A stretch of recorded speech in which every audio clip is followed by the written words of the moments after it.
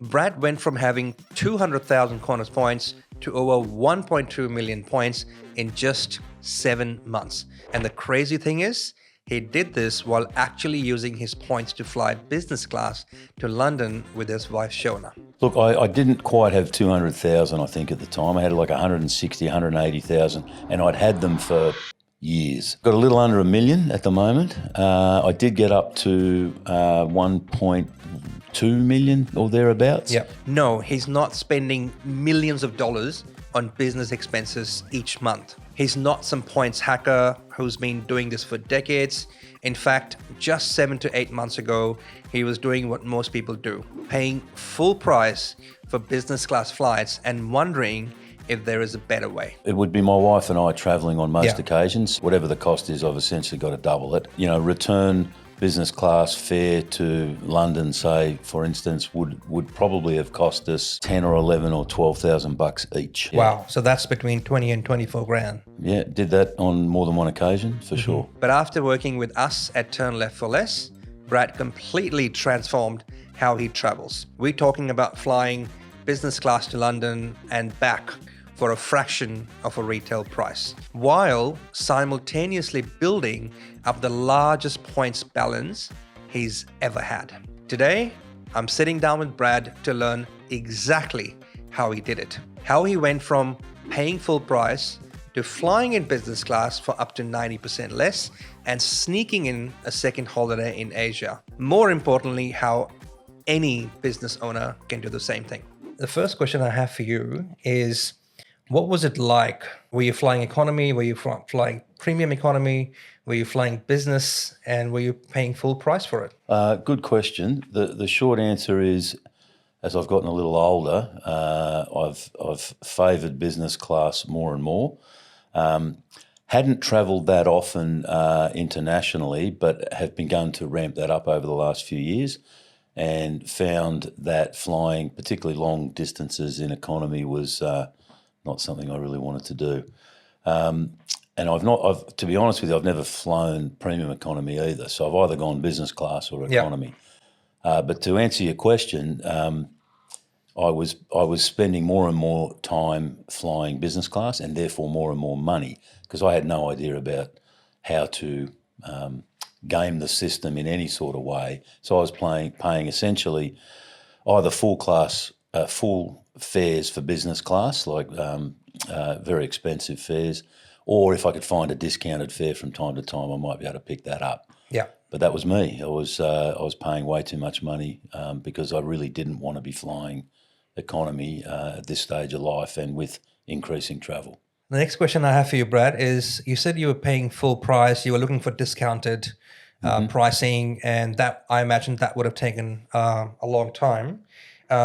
What was it costing you roughly, even after the discounted price, let's say to Europe?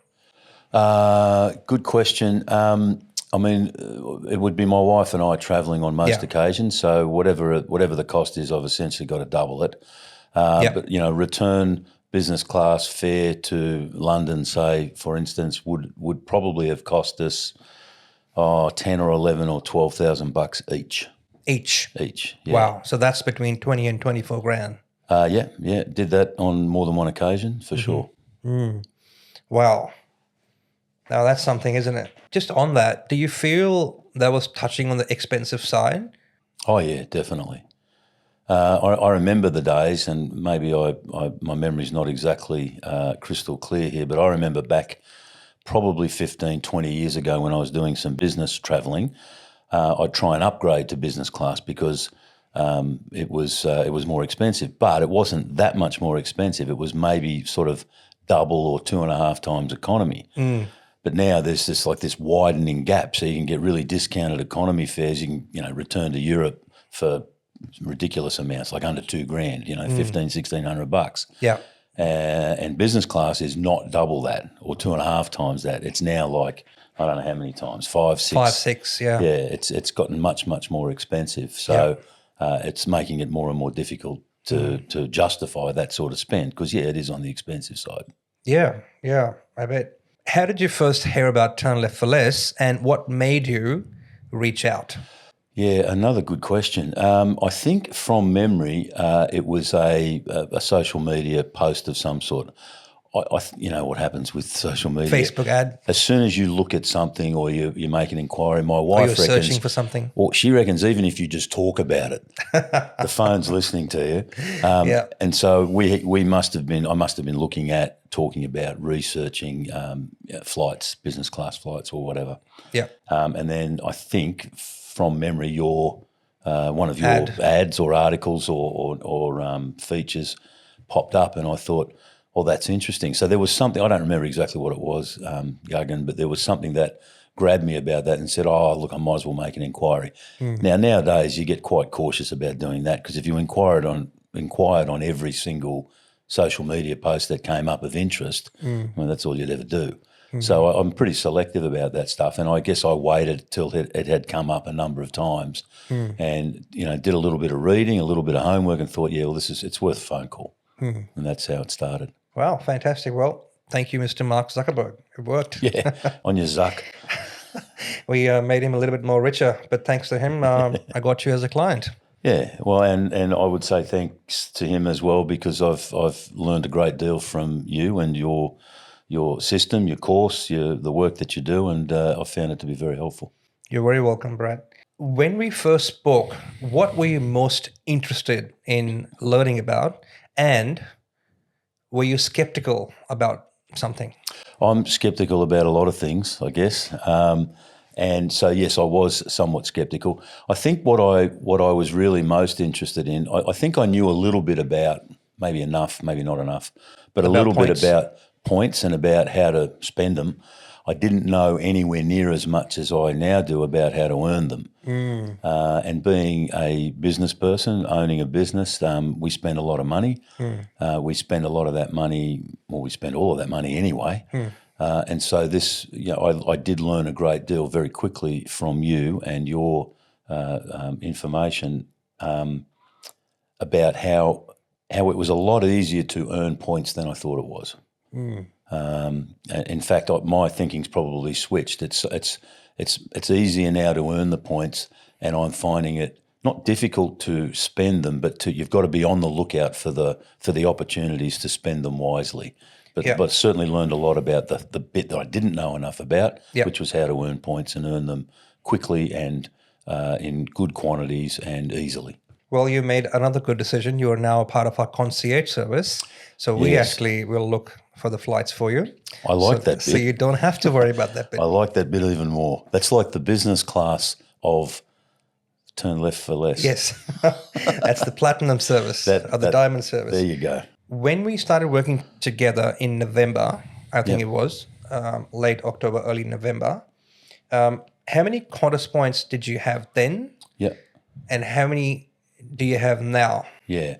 Look, I didn't quite have 200,000, I think, at the time. I had like 160, 180,000, and I'd had them for years. So you were, sorry to interject, so you were acquiring them at about 100 to 200,000 points a year? Oh, not even that. Not even that? I think I'd be acquiring them at 20,000 points a year. Oh, wow. I don't even know how I was acquiring them. The only time that I knew that I was getting points is if I'd buy let's say I was flying to Melbourne for business. Yeah. And I think you get on Qantas, right, $1,000 for a flight to Melbourne. Yeah. That was really the only way that I was actually accumulating any points. And it's a very slow way to do it. So I don't know how long it took me to acquire that 160 or 70,000 points, but it would have been years, not months. Wow. Yeah. I didn't realize that. I thought you were acquiring 100,000 a year. All right. And no, how many? I wasn't very good at it. Yeah, that's okay. Well, you're good at it now. I'm you're better excellent at it now. So how many points you've got now in your Qantas? I've got a little under 1 million at the moment. I did get up to 1.2 million or thereabouts. Yeah. But just recently, with your help, with the concierge service, booked some flights. My daughter returning from the UK with a partner. Yeah. So managed to help her with those. Yeah. Used a few points for that. So I'm fast approaching 1 million points again in my Qantas account. And at your strong recommendation and coaching, I'm starting to accumulate some velocity points as well. Yes. I'm up to a couple of 100,000 now from nothing. Yeah, because you can't put all your eggs in the one basket. No, Yeah. no, it makes sense. Yeah. Yeah. Great. Okay. Well, you know how I say that 100,000 points is usually around $4,000 AUD. Different gurus will say a different thing. So potentially, if you have 1,000,000 points, you're sitting on $40,000 worth of business class airfares. Yeah, that's probably right. I would take the cash, but if you're offering, Not at the moment. not at the moment. But if you have too many points, you can definitely transfer them to Yeah. Gagan Gupta Retirement Fund. Very good. All right, let's talk about your first big win, Yeah. right? Now, most people that I know of who are not clients, and I meet a lot of potential clients, and I go to a fair bit of networking events, and I get invited at speaking gigs and so on. A lot of the clients are always trying to get an upgrade or to secure their first reward seat, but they've been trying for years. After our coaching, how long did it take you to get your first win? And can you share your experience about where did you go and how much did you save?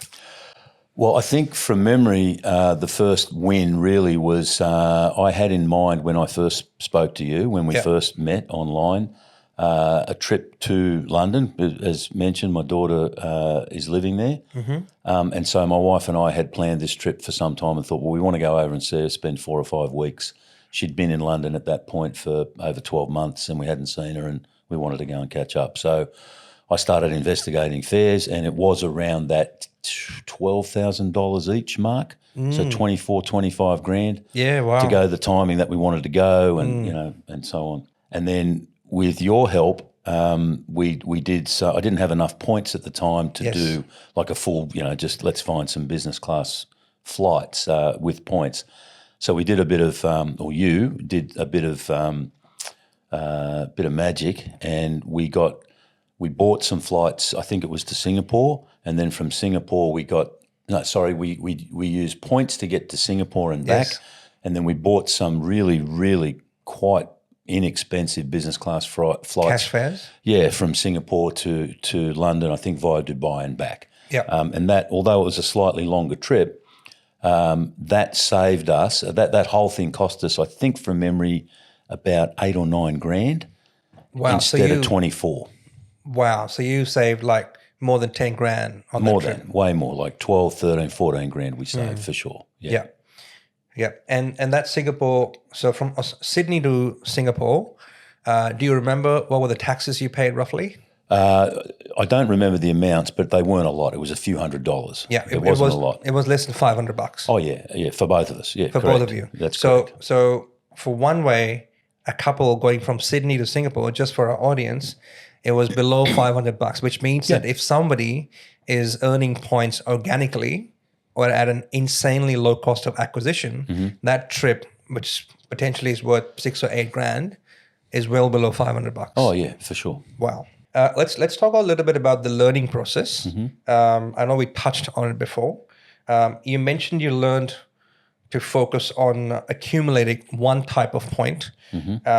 What did that look like practically, and what changes did you make? I guess what are the activities you did, and for which program to land at 1 million or 1.2 million points? Well, I think one of the things that I've learned over this last 7, 8, 9 months, whatever it is that there are ways of accumulating points, and then there are ways of accelerating the accumulation of points. Yes. So one of the, and I think a lot of people now know this, but maybe they don't know quite how, but I worked out that there were certain credit card types that I could get that would, on signing up for the credit card, if you get your timing right and if you keep an eye out for the deals through Turn Left for Less, you know that a certain deal will be on for a period of time that if you sign up to a whatever particular credit card, you get bonus points with either Qantas or Velocity. And so I did that. I've done that a couple of times.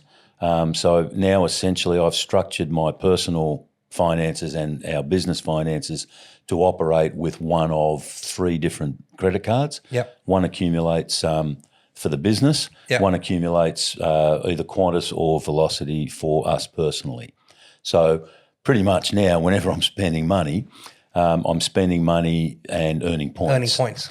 But then what I've worked out is that if I'm spending money on, let's say, I don't know, a hotel, if I book that through Qantas Hotels, usually, if I get, again, the timing right and with a little bit of guidance, there's very often special deals on where you get triple the points. Yeah. So I could go and book 3 nights in a hotel, would normally cost, say, $1,000, and you're going to get 1,000 points. But on this occasion, I might get, a triple bonus, and then there's a double bonus on that bonus. So suddenly, instead of getting 1,000 points, I've got 6,000 or 8,000 points just for staying at a hotel. Yeah. As an example. Then I put it on my credit card, and then I get that Double dipping. and then I get the points for having spent it on the credit card as well. So I'm doing that sort of thing more and more. Yeah. And from memory, you have a card where if you spend money with Qantas or on Qantas products, you get more points. Yeah, correct. Right? Yeah, and again, these are the things that you learn, the little nuances you learn as you go. So if you're buying Qantas products using the Qantas titanium credit card, then there's definitely multiple points at which you're getting a bonus for doing so. So would you say it's fairly easy now that you know the process to earn points on a monthly basis? And how many points are you earning now on a monthly basis, just roughly? Good question. I'm thinking it would be somewhere in the vicinity of 100,000 points a month. Oh, wow. So this is going from 25-ish thousand points a year to 100,000 points a month. Yeah, something like that, I'd guess. Wow. Yeah. And just don't tell us exactly, but just a ballpark figure of what are you spending monthly in your business expenses, just roughly? Well, all up, we're probably spending 250 grand a month, something like that. Yeah. That's all up, with all sorts of bits and pieces. Yeah.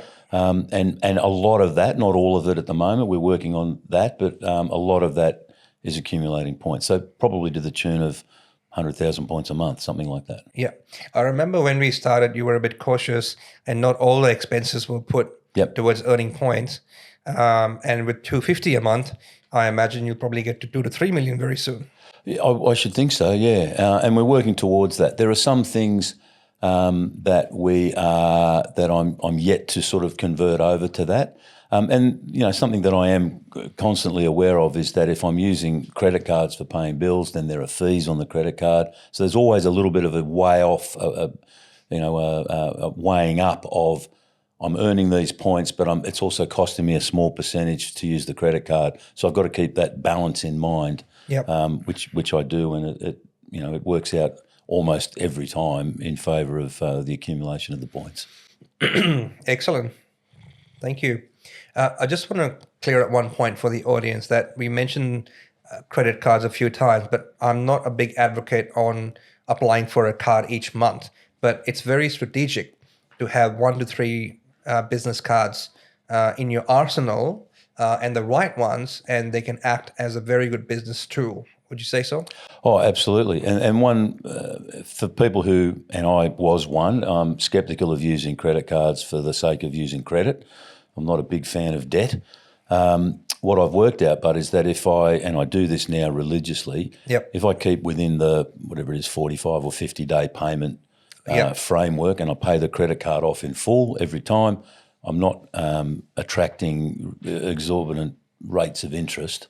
In fact, paying no interest, 0 interest. But it also has the benefit of, from a business cash flow point of view, buying us, a month and a half of cash flow that has helped us grow our business. Cash flow is king. Yeah. All right, let's talk about the concierge service a little bit.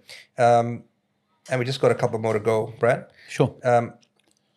As you mentioned, you are now using a concierge service to book flights. Can you tell me about that experience and why you chose that option? Well, I chose it because I don't have to do it. It's pretty simple. And there's 2 reasons for that. One is I have other things that are priorities, and this is, although important from time to time, it's not a high priority in terms of, I guess, relative to running a business and family and so on. So that's one thing. But more importantly, I don't know what I'm doing compared to, let's say, you. So it's not just getting someone to do something for me. It's getting someone to do something for me that knows way more about it than I do. So the concierge service for me is appropriately named. Like if I'm in a new city and I don't know where to go and have a beer at a pub or a dinner at a restaurant, I go and ask the concierge because they know way more than I do about that thing. Yeah. It's exactly the same principle with your concierge service. Yeah. So now you have close to 1.2 million points, and I'm pretty confident you're on your way to 2 or 3 million points. How does that change the way you think about travel? We just talked about the value of these points. I know some gurus on the planet will say it's 3 cents a point or 2 cents a point, but with your own booking, we've practically proven the points are worth more than 4 or 5 cents. In my own case, 11 years of booking, I've almost always got more than 5 cents per point of value. So now having a balance of 1.2 million points, how do you think about travel? I know you don't travel every month or every quarter, but even if you do 1 or 2 international travels a year, how's that balance change your perspective? Well, I think what it does is it makes long-haul international travel much more reasonable, much more realistic.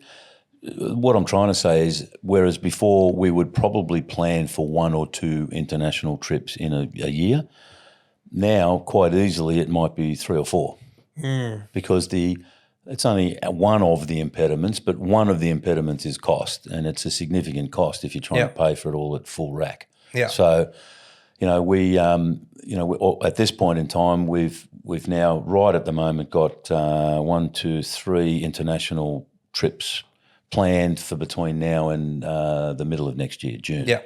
So would we be doing that anyway? Well, possibly, but it would have been at, probably $30,000 more than it's going to be.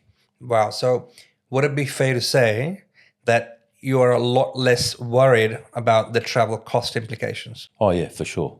Yeah, absolutely. Yeah. Well, and then, beyond just the cost, there's a whole lot of factors, right? The pleasure of flying business class, and you know that you're in for a 4-hour layover somewhere, and you go, that's excellent. I'd rather have a 4-hour layover than a 1-hour layover because the lounge is brilliant. Yeah. We can stop, we can have You a want to shower, experience we the can lounge. have a coffee, have a beer, have a feed. The travel itself becomes part of a big part of the joy of traveling. Pleasurable. Yeah, it is very pleasurable. Yeah. And then the flights, something that we're learning a little bit about, which is really a bit of fun, is which business class, which airlines business class we prefer, like which provide whatever we're looking for, but the better of them. And then there's the difference between a certain airline will have different business class offerings depending on what plane type it is. So that's just a bit of fun along the way to try and not to work it out, but just to enjoy. Look at you talking. You could open a competition today. Well, be careful. For someone who's watching this right now, who's in your position 7 months ago, right? And somebody is paying full price for business class today, which could be anywhere between $8,000 to $16,000, right? Return to Europe, very popular destination, especially in summer. What would you tell them? Well, it would be to not do that. And the way to not do that would be to accumulate some points. Yeah. And there are, without even talking to any experts, there are some simple ways to do that. Yeah. The right credit cards, the right spend, like with the right airline or whatever. Put as much emphasis on building one of your frequent flyer points bases. Yeah. I'm working on my second one now, but the first one I started on was a Qantas one. I would do that. I'd build up as many points as I could so you've got some choice. Yeah. I think, but I don't even know that's even the right question that you asked, because I've got mates who are reasonably well off. They're doing okay with business or whatever. Yeah. And they still fly economy because they can't justify spending 10 or 12 or 15 grand. They might splash out and go premium economy and still spend 5 or 6 grand. Yeah. Or 7 grand or 8 grand. And I'm going, you're crazy. Why are you doing that? You've got to. It's not hard to go business. Oh no, it's too hard. I'll just go economy. It's not that long a flight, and I'm saving all this money. They don't know what they're missing. So there's probably 2 elements to that. There are some people who are prepared to pay more, but they don't need to.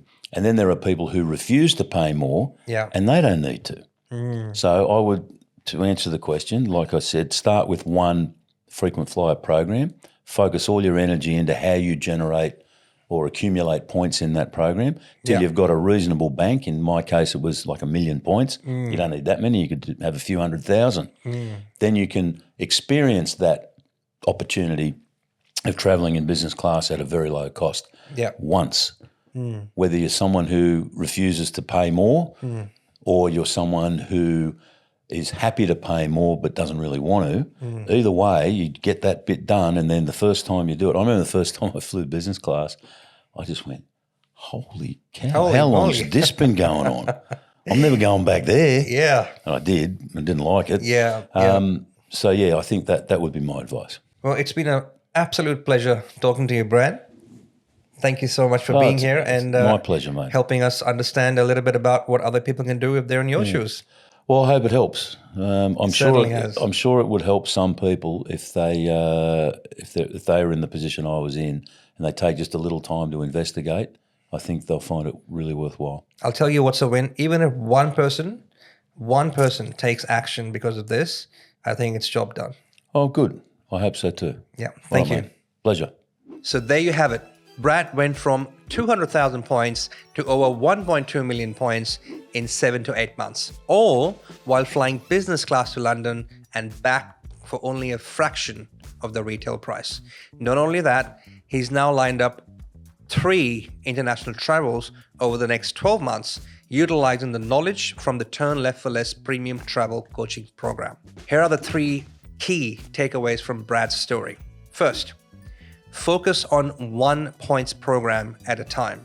Brad concentrated on Qantas points first, then expanded to Velocity. For you, it could be Velocity or KrisFlyer with Singapore Airlines or Emirates. This approach focuses on making sure that you accelerate your points accumulation. Second, the earning side is manageable, getting the right credit cards, using them strategically, and joining programs like the Qantas Wine Club. And you can also look for deals around you with simple everyday things like petrol, insurances, gas, electricity. If you just Google points and electricity, you'll get at least 3 companies in most states in Australia offering bonus points. These are changes you can implement relatively quickly at 9 a.m. tomorrow. Third, the booking side is where expertise really matters. As Brad said, without help, he would have given up and paid full price. The complexity of finding the right flights, the right dates, redemption options is where you need the professional guidance, because the professional guidance pays for itself many times over. If you're a business spending over $10,000 or more per month in business expenses, whether it's the BAS to the ATO, PAYG, rent, supply payments, subscriptions, and whatnot, and you are still paying full price for flights, or worse, stuck in economy because you can't justify the price, you're sitting on a goldmine of potentials of points. Brad's story proves this system works, but it also shows the importance of having the right guidance to maximize your results. If you want to learn more about how we can help you achieve this in your business and you're spending more than 10 grand, check the link in the description below. But remember, the best time to start was 7 months ago. The second best time is today. All the best.